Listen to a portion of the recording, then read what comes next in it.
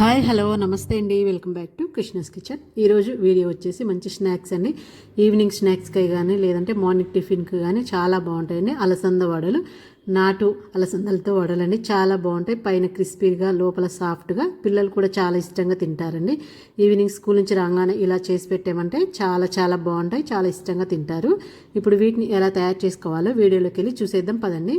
ఇక్కడ దానికోసం నేను నాటు అలసందలు తీసుకున్నానండి. ఇవి ముందు రోజు నైట్ నానబెట్టుకోవాలి. మనం మార్నింగ్కి అయితే ముందు రోజు నైట్ నానబెట్టుకోవాలి, లేదంటే మార్నింగ్ నానబెట్టుకుంటే ఈవినింగ్కి కంపల్సరీ ఒక 8 hours అయితే నానబెట్టుకోవాలండి. ఇవి నాటువి కాబట్టి నానడానికి కొంచెం టైం పడుతుంది. అదే మీకు ఇక్కడ హైబ్రిడ్ ఇవి అయితే త్వరగా నానిపోతాయి, ఒక 4-5 hours అయితే సరిపోతాయి. ఇలా నానబెట్టుకోవాలి. నైట్ నానబెట్టుకున్న తర్వాత వాటర్ అన్ని హోల్స్ గిన్నెలు వేసుకొని వడగట్టుకొని ఆ తర్వాత కొన్నిగా తీసుకొని మిక్సీ గిన్నెలు వేసుకోవాలి. మనం ఎటువంటి క్లాత్ మీద ఆరబెట్టక్కర్లేదండి, జస్ట్ వడబెట్టుకుంటే సరిపోద్ది. వడగట్టుకొని ఇలా కొన్ని మిక్సీలో మరి మెత్తగా కాకుండా ఇలా ఫైన్గా మిక్సీ పట్టుకోవాలి. మరి మెత్తగా పట్టుకుంటే వడలు అనేది బాగోవండి. ఇలా ఫైన్గానే పట్టుకోవాలి, కొంచెం బరగ్గా ఉండాలి. ఈ అలసంద వడలకి, అలసంద వడలైనా పెసలైనా కానీ కొంచెం బరకగా ఉంటేనే మనకు టేస్ట్ అనేది చాలా బాగుంటాయి. ఇలాగే కొంచెం చిన్న జార్లో వేసుకొని పట్టుకొని మీకు కొంచెం ఫైన్గా వచ్చేస్తాయి అన్నమాట.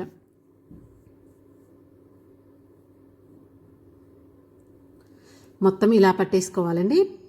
ఈ అలసందలన్నీ మొత్తం ఇలా ఫైన్గా మిక్సీ పట్టేసుకొని పక్కన పెట్టేసుకోండి. ఇప్పుడు అందులోకి ఒక 5 లేదా 6 పచ్చిమిర్చి మీ కారంకు తగ్గట్టు మిక్సీ జార్లో వేసుకొని కొంచెం ఫైన్గా కచ్చాపచ్చగా మిక్సీ పట్టుకొని మీరు సన్నగా కట్ చేసుకోవచ్చండి.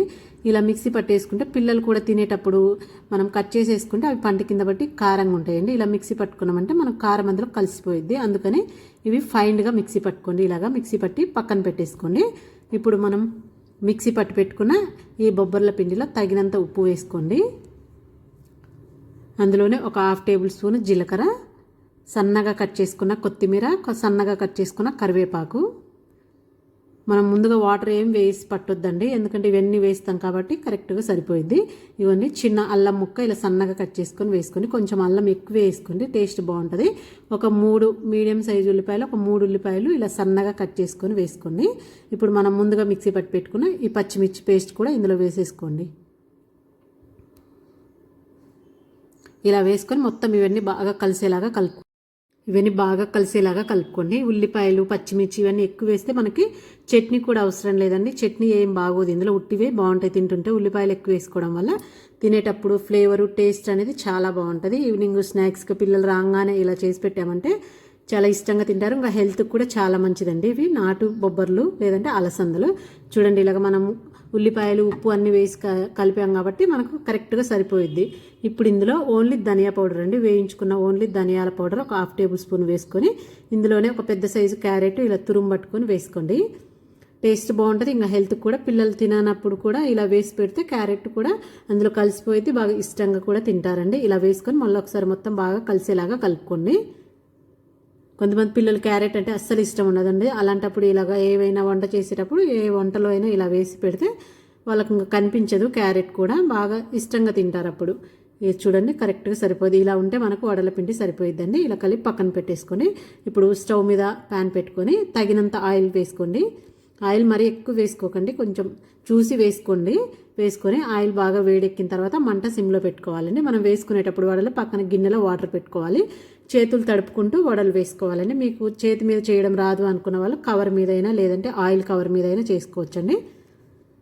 మీకు కొంచెం మందంగా కావాలంటే ఎక్కువ తీసుకోండి, కొంచెం పల్చగా కావాలంటే తక్కువ తీసుకొని ఇలా చేసుకొని మధ్యలో హోల్ పెట్టుకోండి. మధ్యలో హోల్ పెట్టుకుంటే కొంచెం బాగా కాలుతాయి అన్నమాట. లోపల వరకు మంచిగా ఈవెన్గా కాలుతాయండి.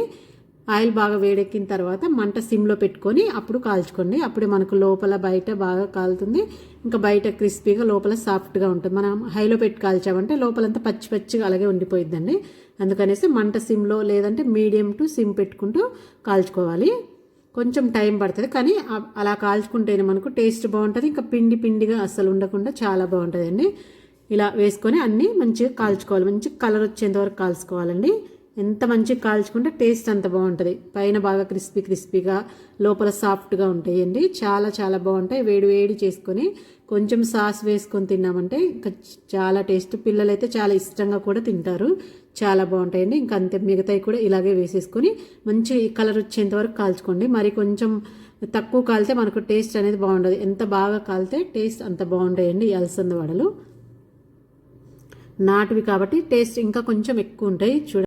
అంతేనండి, చూడండి మొత్తం బాగా ఇలా కాల్చేసుకోవాలండి. అన్నీ ఇలాగే కాల్చుకొని వేడి వేడి సర్వ్ చేసుకొని కొంచెం సాస్ వేసుకొని తిన్నామంటే టేస్ట్ సూపర్గా ఉంటుందండి. ఇంకా చట్నీ, ఎటువంటి చట్నీ అవసరం లేదండి.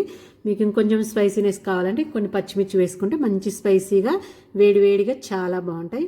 అంతేనండి, అలసంద వడలు రెడీ అయిపోయింది. వీడియో నచ్చిందా? నచ్చినట్టయితే ఒక లైక్ ఇవ్వండి. మీ ఫ్రెండ్స్కి, రిలేటివ్స్కి షేర్ చేయండి. ఇలాంటి మంచి మంచి రెసిపీస్ కోసం నా ఛానల్ని సబ్స్క్రైబ్ చేసుకోండి. ఇలాంటి మంచి మంచివి ఇంకా ఎన్నో చూపిస్తానండి. Thank you for the watching.